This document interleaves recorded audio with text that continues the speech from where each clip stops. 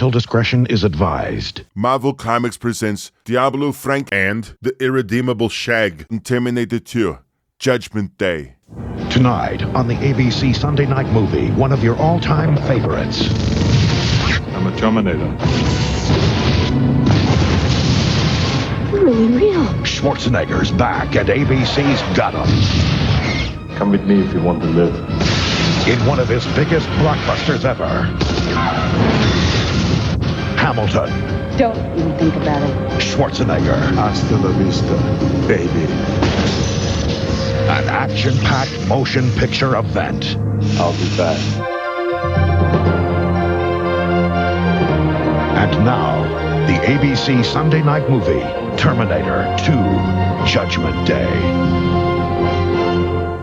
Excerpt from the July 1991 cover-dated Marvel Age magazine number 102, Terminator 2 by Christian Cooper. This morning you were a waitress at the local greasy diner. Now you're on the run from a ruthless human-killing machine. Or at least it looks human, but it couldn't possibly be human because you saw it get pumped full of lead and it just keeps coming. You saw it in a terrible car crash and it just keeps coming. You saw dozens of cops take it on at the police headquarters with handguns, with grenades, with semi-automatic weapons, and it just keeps coming after you. And the only person who can help you is insane. He has to be, because he says he's from the future, and the thing that's out to kill you really is a human-killing machine, but only part human. It's a cyborg, sent from the future to prevent the birth of your son, a child you haven't even conceived yet. That's the story that exploded onto movie screens in 1984, turning the Terminator into a blockbuster hit film and launching a semi-obscure bodybuilding champion named Arnold Schwarzenegger on the path to stardom. This summer, the long-awaited sequel arrives in theaters to pick up the action where the first film left off, and Marvel is bringing a comic book adaptation to go with it. Titled Terminator 2, Judgment Day, the new film reunites Schwarzenegger with James Cameron, who directed the first film and not only directs the sequel, but also co-wrote the screenplay with William Wisher. And with Cameron's track record with sequels, he directed the vastly successful Aliens. T2 has become the most anticipated event of the summer. Handling the adaptation are two of Marvel's top talents. Gregory Wright, no stranger to action-filled cyborg adventures as the co-writer of the popular Deathlock revival, will write the Terminator 2 script. The art for the adaptation is by Klaus Janson. Klaus is well known for his gothic run on the Batman comic Legends of the Dark Knight, his launch of the Punisher series, his critically acclaimed art on Epic's St. George, and his work with Frank Miller on Daredevil. Klaus couldn't express enough enthusiasm for the project. I'm a big fan of Cameron's work, and I always enjoy doing movie adaptations because it gives me an excuse to be more cinematic, he said happily. So that's the approach I'm taking. Next to comics, film is my best love. Okay, it's third. Klaus is the only one who's excited about T2. Editor-in-Chief Tom DeFalco feels strongly that Cameron does what we at Marvel do. That is, the action-adventure genre of storytelling, better than anybody else in the business of making movies. So Marvel doing the T2 adaptation is a natural. When the opportunity arose for Marvel to handle not only the movie adaptation, but also the continuing Terminator 2 adventures, Tom jumped at the chance. The ongoing Terminator 2 comic book will follow fast on the heels of the adaptation, which will be available in 3 formats: Bookshelf, a bi-weekly 3-part series, and a special black and white magazine. All these are timed to coincide with Coralco's release of the film. As for what happens in the story, well, we're sworn to secrecy. But let's just say there are definitely some surprises in store. And the new movie promised to have even more non-stop action than the original, which should guarantee that Terminator 2, the movie and the comic book, will be the runaway hits of the year. Coming this Sunday. Stay here. It's his. I'll be back. In his biggest blockbuster ever. It'll blow you away. Trust me. All over again. Of course, I'm a Terminator. The big muscle-bound dude. Come with me if you want to live. The buff chick. Don't even think about it. And a huge hunk of liquid death. A network television premiere. Hasta la vista, baby. Terminator 2, Judgment Day, arrives Sunday here on ABC. Parental discretion advised. So my introduction to the Terminator franchise is, I think it's Terminator 2. Honestly, I feel like, I'm going to backtrack on that right away. Look at that. First question, I'm already backtracking. I must have seen Terminator on cable at some point, like on Cinemax, HBO, something. I can't imagine that I didn't, because 92 is Terminator 2, if I remember right. So by then I must have seen it. So, all right, we're just going to say it was in the ether, and I probably saw it. I have no real memory of it. Terminator 2 is where the memories really kick in, and then going back to watch the original Terminator would really be my first exposure. So the reason I saw Terminator 2 was probably a date would be a guess, college girlfriend or something like that, or just heard it was a great action movie. But the memory is, I remember seeing it and thinking, when the semi goes over the bridge, right, into the little water spillway, the thing goes through my head is, oh my God, I am never going to see the movie with this much action ever again. I really thought that action movies had peaked, and that was it. Little did I know the Fast and Furious franchise was coming around the corner. But I really thought that we had peaked on that. But I loved it. It was great. So I loved it so much. Like, Robert Patrick was so awesome in the T-1000. Like, I followed him to other things. So when X-Files, which is totally off the reservation here, but whatever. So when X-Files goes and he joins the show, right? Because David Duchovny's taking a hike or whatever. He figured, I've made enough money. I'm going to go do those Red Shoe Diaries things or whatever. California Dreamin', whatever the hell he did. Anyway, and he joins his, the T-1000 joins the cast. I started watching X-Files at that point. I joined the Coy and Vance years of X-Files because I liked the Terminator guy so much. Hey, check this out. The biggest video of the year is here now. The top-grossing film of the year is now on video cassette. Terminator 2, Judgment Day. I'm Robert Patrick. In Terminator 2, I play the T-1000 prototype Terminator, the future's most fearsome machine, the most advanced, unstoppable, most technically perfect creation of all time, a force with no equals. And that description can be applied directly to Terminator 2, Judgment Day, the most spectacular film ever created. Being a part of a movie like Terminator 2 is the ultimate thrill for a performer. Now, Terminator 2 is about to become the ultimate performer for you. Have plenty of copies on hand because Live's TV ad campaign will have every renter awaiting street date. Get set for the biggest and most exciting event in the history of video. On behalf of Arnold, Linda, myself, and the entire Terminator 2 cast and crew, welcome to our team. We'll see you on video. According to Mike's Amazing World of Comics, Terminator 2, Judgment Day was released in two 64-page editions on July 2nd, 1991, the day before the wide release of the actual motion picture. One edition was a $4.95 comic book-sized, square-bound color release, with a photo cover taken from the movie poster of Arnold Schwarzenegger brandishing a shotgun on a motorcycle lit in cyan monochrome. The other edition was a black and white magazine costing $2.95, with an exclusive illustrated cover. The final story page was on the inside back cover, and that edition concludes with a solid black back with white descriptive text and a large T2 logo. In adjusted dollars, that would be $11.55 for a lousy 3-issue trade, or a flimsy colorless $6.88 magazine. So for once, modern comic book pricing is comparatively good. Nobody I knew splurged on these editions. The story was broken up into 3 parts, with the first released on July 16, 1991, 2 weeks after the movie. That version was a standard dollar comic of the day, or $2.33 in adjusted dollars, which even budget-friendly Todd McFarlane can't compete with in 2025, though he also offers higher printing and production quality for $3. This part was titled Arrival, running 21 story pages. The second part was released another 2 weeks later, on July 30th, 1991, and titled Escape. There were virtually no alterations between the single issues and the collected version, so these titles are on the all-text inside front covers. The final issue was out another couple weeks on, August 13th, 1991, entitled Departure. Probably the best of the covers was the first floppy, with a close-up of the Arnie T-800 with half-human, half-cyborg face, taken from the teaser trailer storyboarded by Tim Burgard, who worked at Heroic Publishing. The second cover is the T-800 and young teen John Connor racing on a motorcycle. The third is the T-1000 Terminator about to impale the T-800 to a factory floor while John and Sarah Connor look on. James Cameron and William Wisher's screenplay was adapted by colorist and occasional writer Gregory, Wright, with full art by industry legend Klaus Janson. Curiously, the coloring was provided by Christy Sheely, with lettering by another all-timer Jim Novak.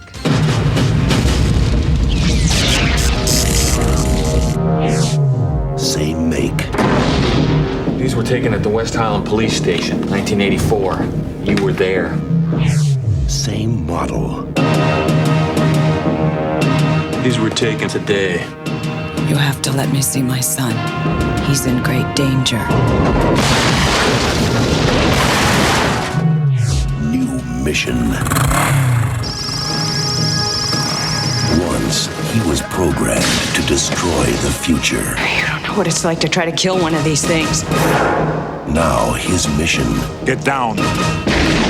...is to protect it. Mom! Come with me if you want to live. You're really real. His loyalty is to a child. Who sent you? You did. 35 years from now. And his enemy... He's a Terminator like you, right? Not like me. ...is the deadliest machine ever built. Can it be destroyed? Unknown. This time, there are two. Terminator 2. You just can't go around killing people. Why? If you thought you had seen it all, look again. Stay down! Go! Now! We gotta stick together!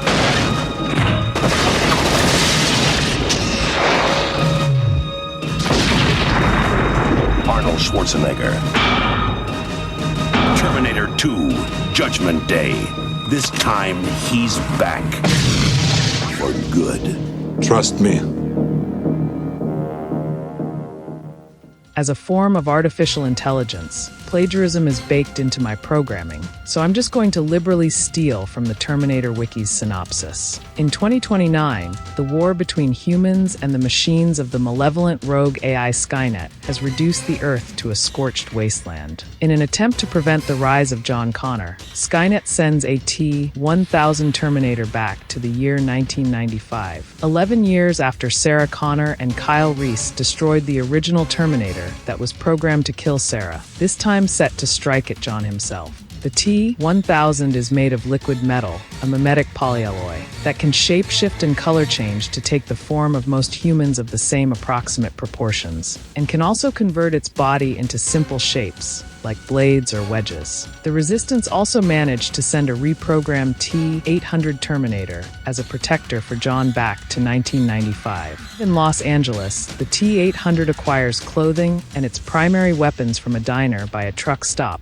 while the T-1000 attacks a cop and models himself as his victim. Tween John Connor is now living as a delinquent with foster parents. He has grown up being told by his mother that he would someday lead the remnants of the human race to victory against the machines. Sarah's experiences have significantly changed who she is, making her tougher and more vigilant, but also more desperate to warn humanity about the threat of the war of the machines. While previously attempting to destroy the headquarters of a computer company, Sarah was arrested and imprisoned at Pescadero State Hospital, a maximum security facility for the criminally insane. The Terminator and the T-1000 eventually locate John Connor in a shopping mall, and after a chase, the T-800 successfully intercepts John and escapes. The T-800 reveals to John that he is a Cyberdyne Systems Model 101, reprogrammed by the future John Connor to act as his protector in this time, and must follow John's orders. In its systematic process to locate John, the T-1000 murders John's foster parents, Todd and Janelle Voight, after imitating Janelle and talking to John by phone. By the way, Janelle is played by Jeanette Goldstein, who also played Vasquez in Aliens. Shout out to my Dark Horse Presence peeps. The T-800 explains to John that the T-1000 would likely imitate and kill Sarah to get to John. Despite this warning, John insists on rescuing his mother, and the T-800 must follow his commands. Further, after an altercation with bystanders, John also orders the former Terminator to only use non-lethal force in the future. At Pescadero, Sarah had tried to secure a release after multiple failed escape attempts, but she's attended by Dr. Peter Silberman, the same psychiatrist who'd analyzed Kyle Reese at the police station in the first film. Dr. Silberman had left the station right before the massacre, did not believe in killer cyborgs from the future, and had been painfully injured in Sarah's previous escape attempts. He did not believe that she had been successfully treated, despite her play acting, and brutal orderlies escorted her back to her room to be medicated. In the comic, Janson has them hold her down on the floor and pour Thorazine down her throat, which which is a nightmarish image, but also a grossly incorrect administration practice by unlicensed staff. Regardless, once Sarah becomes aware that the T-800 has been captured on mall security cameras, she makes another break, which involves smashing Dr. Silberman's hand and threatening to inject drain cleaner into his throat. Also not an appropriate use of medical equipment, but the theory is more sound than whatever the orderlies are doing. I mean, we can see how ineffective that treatment was. So Arnie is okay. I could take him or leave him. I've enjoyed a lot of his movies.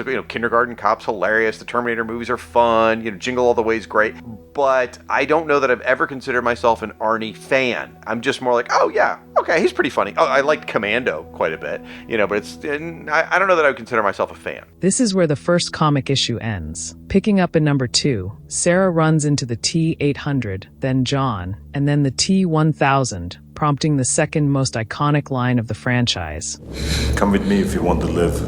After a lengthy and explosive chase, the trio managed to lose the Terminator. A deleted scene from the movie that made it into the comic involved Sarah taking a neural net processor chip out of the T-800's head and trying to smash it before John convinces her that they can't beat the T-1000 without the T-800. Later, the T-800 tells the Connors about Miles Dyson, the Cyberdyne scientist who is most responsible for the development of Skynet. That leads to another deleted scene in the comic, where Miles' wife accuses him of neglecting and not needing his family. After meeting with an old friend for weapons and supplies, Sarah goes off on her own to assassinate Miles Dyson. That's where number 2 ends. So I think the reason I might like Terminator 2 better than Terminator 1 is it's sort of like Aliens, right? So I like Aliens better than Alien. Arguably, maybe Alien's a better film, I don't know, with the scary horror. And the same thing with Terminator. There's a lot more intrigue, a lot more terror, a lot more stalking scariness versus Terminator 2. I just think Terminator 2 is damn fun. And that's probably why I like it more, is because it's a fun movie. And it's got some heart. Not a lot, but it's got enough, and I really enjoy it.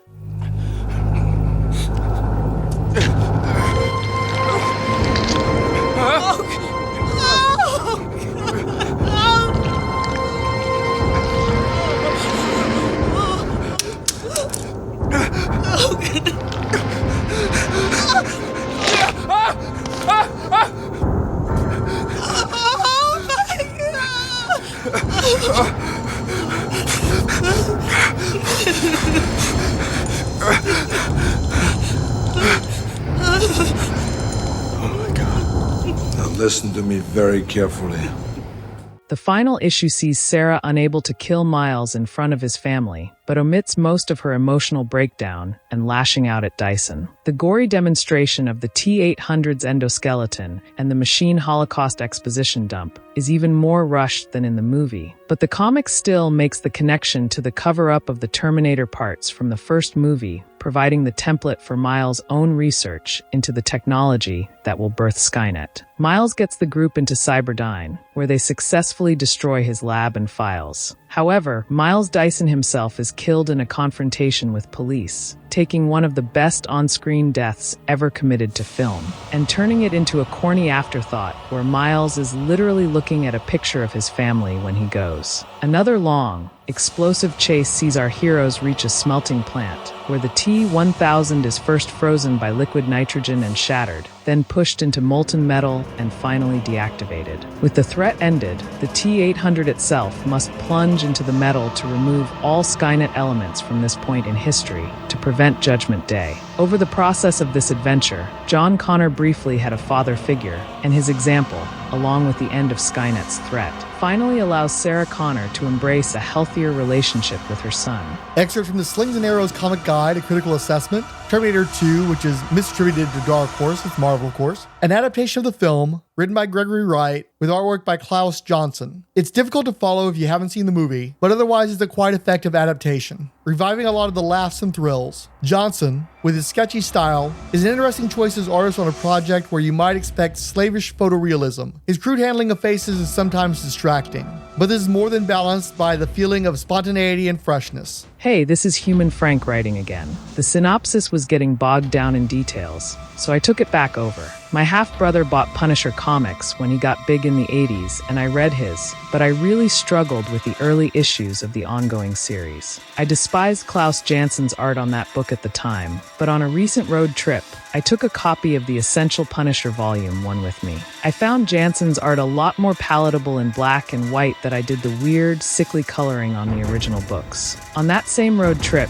I bought a copy of the T2 Comics magazine at Mile High Comics, so my modern reread was again in black and white. I usually like Christy Sheely, but the coloring just was not working over Janson here, and I frankly blame Janson. Sheely does some interesting things here and there, but Janson's work is so obtuse and distressed that it defies conventional techniques of the time. And while it's better without the half measure, and some interesting illustration techniques are rescued by the larger print size on better paper, I still think Janson is a poor comic book penciler. Earlier chapters are better with character moments and overall storytelling, but get excessively brisk and abrupt as the 3 issues go along. It feels like they had a 4-issue miniseries abbreviated to 3. I realize Klaus Janson is a stylist, but so much of his work here is terribly crude, to the point where I hope he has the excuse of a time crunch. There are also moments where it seems like the script demands a dense sequence of panels to sell key moments from the screenplay, or perhaps the comic creators had access to scenes. Those work well enough most of the time, but not always, and they take up space that has to be paid back later with rushed presentation. Sequences where Janson seems to have more of a hand in the pacing are painfully unclear, especially in black and white, to the point where I had to pause and remember what happened in the movie to know what's going on. Also, anatomy really goes out the window in a way that doesn't feel like a choice so much as an inadequacy. There's no reason why the splash page of Sarah Connor taking aim at Miles Dyson needed such a distractingly wonky vantage point with little relation to the environment and asymmetrical eyes. Whether or not Janson was aiming for likenesses is difficult to determine, but faces wildly vary from panel to panel, so if they came out of the artist's head or his photo reference, what came out of his hands was crap. For the record, I think it was a mix, given that John Connor is wearing the same Public Enemy shirt as Eddie Furlong throughout the series, and the Dyson family kind of matches. But Miles looks nothing like actor Joe Morton. In fact, in black and white, I couldn't easily tell that he was supposed to be African American. There's at least one panel where he turns into that famed soul brother, Richard Nixon. One of the things I enjoy from illustrators like Al Williamson on comic book movie adaptations is how they come up with different, and sometimes superior approaches to their version of the story. With Janson on T2, the storytelling that halfway works is straight from the screen but far worse, and the parts that are all Janson are terrible. Just a rudimentary lack of vision, poor angles, unclear intent, rough, amateurish, and unsatisfying. Better to have a journeyman like Don Perlin provide layouts for Klaus Janson to spice up than to just smear ink on the pages and hope for functionality. I don't think the nearest comparison to Janson's work for Marvel Comics should be the bootleg Hungarian adaptation of the first movie. Excerpt from the standard catalog of comic books from the editors of Comic Buyer's Guide and Comic Base. Marvel's Terminator 2 Judgment Day adaptation saw Capital City orders of 22,500 copies for number 1, 20,400 copies for number 2, and 2,100 for number 3. I'm wondering if the fanboys didn't care for the Janson artwork. By the way, I'm trying to break the habit of saying Klaus Janson. I found one of those bullpen bulletin pronunciation guides a while back, and apparently it's pronounced Johnson. Terminator 2 number 3 was ranked the 68th best-selling comic in units sold for August 1991 per Diamond Comics distributors, as reported in Wizard Magazine number 2. That same month's Terminator, Secondary Objectives number 2 ranked 45th, 23 spaces higher. The miniseries was reprinted by iBooks in October of 2003 in a $9.95 trade, still a better value than the 1991 edition, seemingly at first. This edition featured a photo cover of a burning T-800 skull and includes the follow-up Malibu Comics miniseries, Cybernetic Dawn. Great deal, right? The first catch is that the Malibu miniseries ended with a conjoined 0 issue alongside a parallel miniseries, Nuclear Twilight, and that material is not included. The second catch is that it's all in black and white, with the computer coloring on the Malibu book converted to grayscale. Probably not the presentation of the story that you're looking for. I dropped in to watch the occasional Terminator movie. Like, I don't even, I think the third one's the one with the girl Terminator, or what, I don't know. I don't know that I ever saw a third one. I know I saw the one with Matt Smith, where they're playing around with sort of the history and stuff, and I maybe saw one other, but no, I guess the answer is I've dropped in and out, but no, I haven't stuck with it. I didn't watch the Sarah Connor Chronicles and all that stuff. Detroit, the near future. Officer Alex J. Murphy and his partner Ann Lewis fight to rid the decaying city of the criminal element which infests it. After being mortally wounded in the line of duty, Officer Murphy is outfitted by OCP with bulletproof titanium robotic parts and with computer-enhanced motor and sensory capabilities. He has become the ultimate super cop, RoboCop.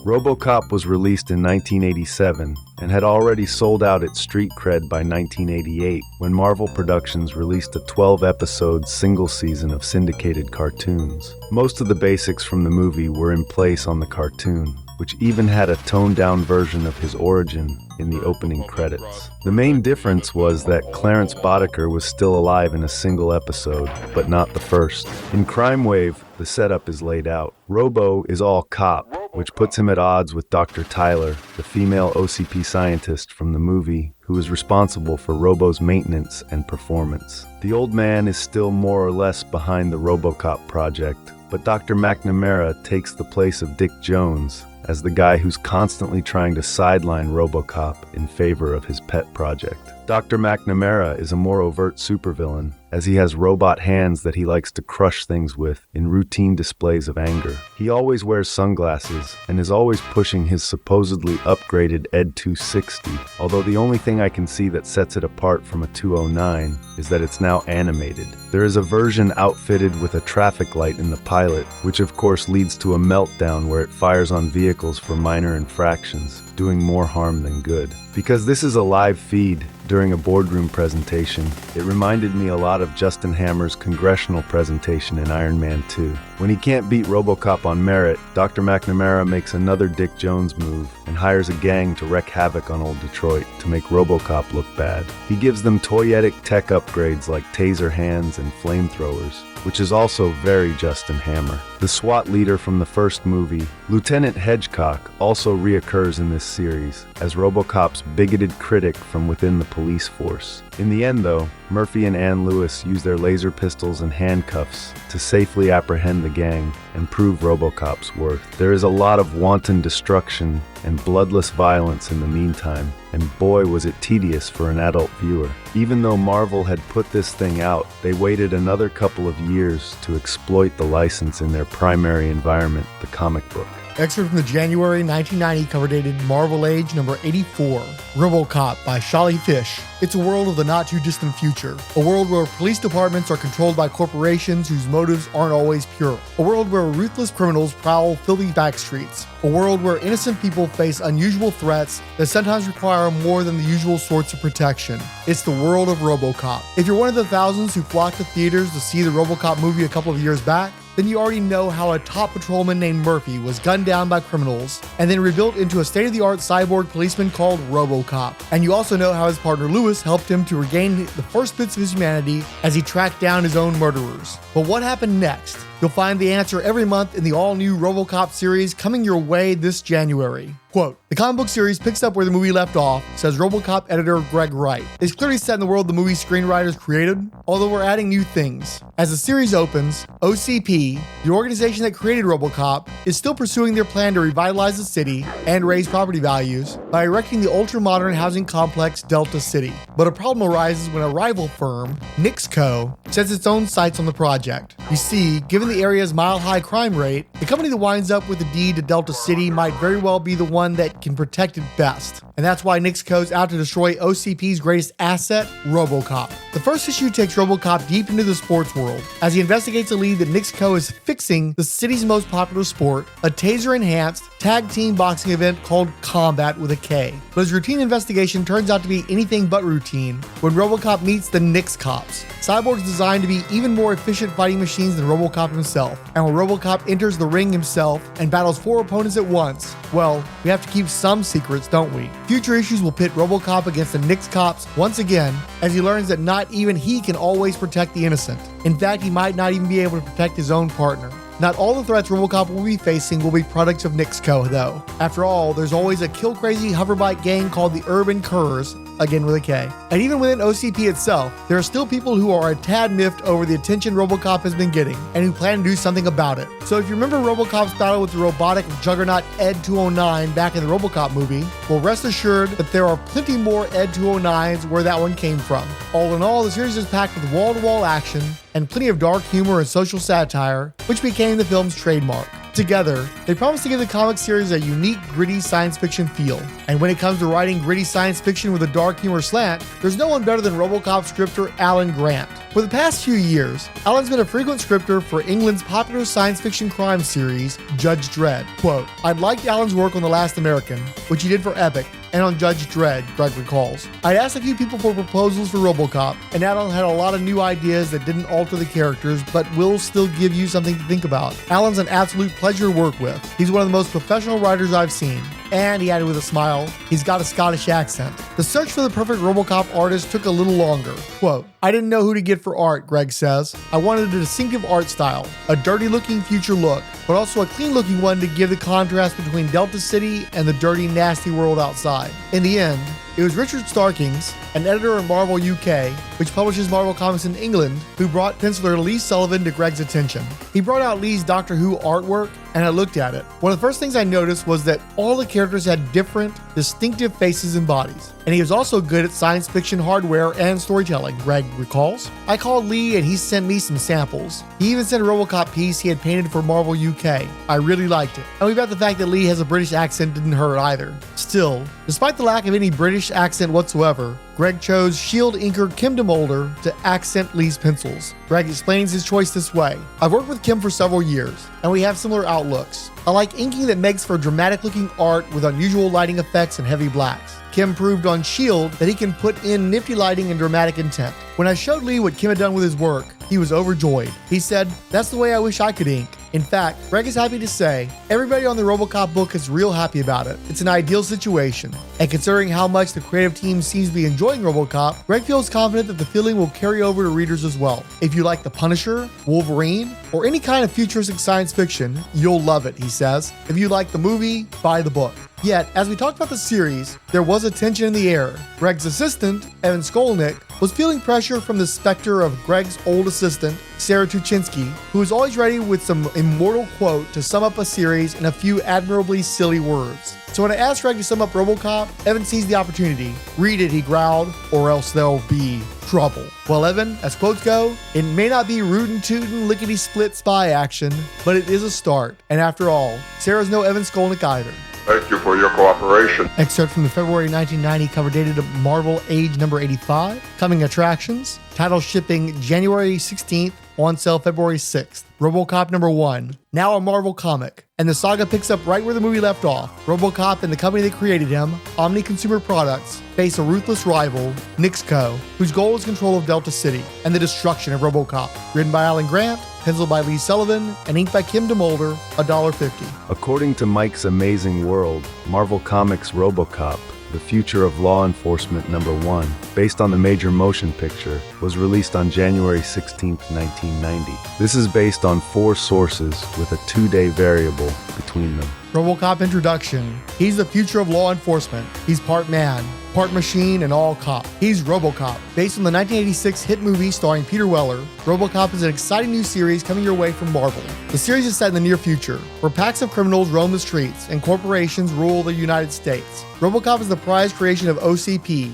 a huge conglomerate. Once he was Murphy, a good cop cut down in the line of duty, but OCP rebuilt Murphy into the ultimate cyborg RoboCop. Now Robo patrols the streets, programmed for only one thing: justice. Criminals beware. RoboCop is on the case. We're so excited about our new Heroes for the 90s titles that we just have to show them to you. Over the next 6 months, we'll be offering 5-page previews of the Heroes of the 90s titles. This month we present a sneak peek at RoboCop. In a story titled Combat Zone, spelled with a K, a gang of hoverbikers called the Urban Curse, spelled with a K, were hired to kill a balding middle-aged man named Pauky Yule. I read this comic months ago when I thought I could get through the Marvel run before covering RoboCop vs. Terminator, so I'm murky on the details. Pauky Yule was either a whistleblower or a burnout in the dumb future sport Combat, spelled with a K, which is essentially just boxing with cattle prods. I think it was a combination of making an example of him and treating him as a sacrificial lamb. A combat promoter named Deck King, who's a skinny white guy with a pencil mustache instead of a black guy with wild white hair, was behind the hit. His main goal, though, was to film the action with a special camera because he knew RoboCop would show up and wanted footage of him. Deck King had sold out to Nixco, a rival to OCP that had a hand in combat betting, and Deck King was helping them rig fights. Deck King thought he could make a few million extra off the footage because Nixco was also struggling to create their own RoboCops. Why Nixco couldn't just get their own footage or bribe someone at OCP, I don't know. Also, all their underhanded operations are run through a tubby kingpin called Darkstone, who looks an awful lot like John Rhys Davies' version of Wilson Fisk from the 1989 TV movie The Trial of the Incredible Hulk. Mr. Darkstone just strong-arms the DVD off Deck King, claiming its value as part of their original deal for the fixed fights. Darkstone gets his top scientist on it, and soon they have a handful of Nix-Cops good to go. RoboCop managed to save Pauky Yule, but he was left in a coma, so Murphy has to follow leads in the combat circuit. That eventually leads him back to Deck King, rendering him a liability. When RoboCop captures him, his patrol car is headed off by the Nix-Cops, who look like cannon fodder dark stormtroopers, but with X-strap things where their faces should be. RoboCop was already throwing his authoritarian weight around against minor crooks at the combat arena, so it's almost satirical when he is himself harassed by fully corrupt fascist cyborgs who also frame any objection as an infraction of the law. Oh, and the writer tries to do sardonic advertisements in the comic like the ones seen in the film, but it just comes out as dumb crud like shrinking zoo animals to address overcrowding. Besides being corny as heck, wouldn't it be easier to just stop bringing animals to the Detroit Zoo? Who wants to see a lion that's smaller than a house cat? The scale is the draw here. Oh, and there's also a scene where the black OCP executive Donald Janson is clearly placed in charge of the RoboCop program by the old man. Correct me if I'm wrong, but I think Felton Perry's Janson is the only OCP employee in all 3 movies, and he even has an arc going from harmless dope to active villainy. I think the only other characters to make the hat trick as played by the original actors are Officer Ann Lewis and Sergeant Warren Reed. 5 pages later, we pick up with Marvel reviewers. So what did you think of RoboCop? Pretty good, huh? We thought so too. In fact, we were so impressed with what we saw, we couldn't wait to find out the reaction of Marveldom Assembled. So we sent out advanced black and white preview copies of the first issue to some of our Marvel reviewers. The Marvel Reviewers program is one we instituted as a way of finding out what you, the readers, think of our new mags. Way back in Marvel Age magazine number 74, we asked for fans to send in their names and addresses if they were interested in becoming Marvel reviewers. Well, we received a torrent, a deluge, nay, a virtual flood of responses from the hordes of Marveldom. Never let it be said that the ranks of Marveldom do not come when called. Truly, we have the best fans of any comics company. But enough with the stalling. Let's see what the fans had to say. So without further ado, now we present your reviews of RoboCop number 1. Dan Myers of Cherry Hill, New Jersey, thought the series got off to a good start. Dan said, "It was good. It felt like the flavor of the movie. But RoboCop needs to get beat up more, to make him more vulnerable. They should also build up his relationship with the woman, and show his inner feelings." Jim Lang of Ontario, Canada, had high praise indeed for Robo. Said Jim, "Exciting, adventurous, and deadly. These are a few ways to describe Marvel's newest installment in a legendary line of comics, RoboCop. There is the movie's unmistakable style throughout the whole thing. The plot was very well done, with many twists and a good many subplots set for future issues. I especially enjoyed the combat games. and the combatants battle with RoboCop. Jim continued, the art was amazing. Lee Sullivan's work was great. The urban curs, hoverbikes looked great, as did the next cops. I especially like the difference between Old Detroit and Delta City. This comic will look great in color. All in all, I think this comic will last for quite a while. Tony Avon of Bogota, New Jersey, echoed Jim's assessment of the series, stating, everything is nice, especially the cover. John McClure of the Bronx, New York, however, was not so kind. John found RoboCop two-dimensional, full of senseless violence, and having an underdeveloped plot. John feels that artist Lee Sullivan should put more detail into his work, adding that nothing except the RoboCop is referenced. However, despite all of his quibbles, John labels the series a winner. It'll make money. Alex Stevens of Nicholas, Georgia, felt that RoboCop #1 was a pretty good story, but he wasn't sure it worked too well as a first issue. It was a little vague, Alec began. They should have gone a little more into the origin of RoboCop. The writer is assuming that since RoboCop is a major motion picture, that everyone knows who all the characters are. Alec had a few other quibbles. I couldn't get a handle on when and where it was taking place. Sometimes the characters used four-wheel vehicles, but the street gang had hoverbikes. Sometimes it seemed like the future, sometimes it seemed like tomorrow. Alec also had high praise for Lee Sullivan's art. Tom Diaz of Fort Wayne, Indiana, felt that RoboCop had a distinctly British feel. It seemed like an issue of Judge Dredd. I'm not sure a British writer is the right choice for this mag. Alan Grant did put in some humor though, and a little bit of human interest, and those are the two things I would emphasize in the future. The urban curs have got to go though. Those are not RoboCop villains. They seem like something from The Road Warrior.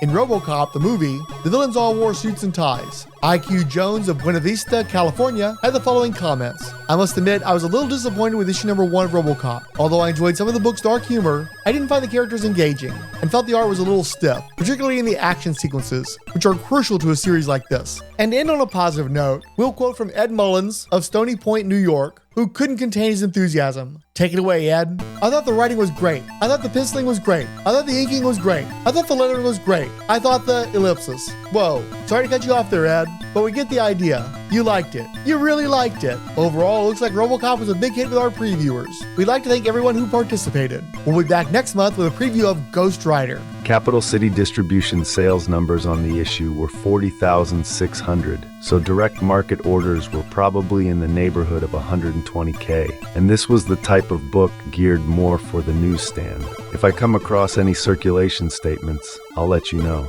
I presume that was enough to make it at least a top 20 seller, but we'll have a fuller picture on that later. RoboCop is one of the figures on the John Byrne cover to the March 1990 cover dated Marvel Age #86. Coming attractions, titles shipping February 20th, on sale March 13th. RoboCop #2. RoboCop battles Nixco's merciless cyborg Nix Cops and loses. Written by Alan Grant, penciled by Lee Sullivan, and inked by Kim DeMulder, $1.50. Mike's reports that RoboCop #2 was released on February 20th, 1990, because the trains still ran on time back then.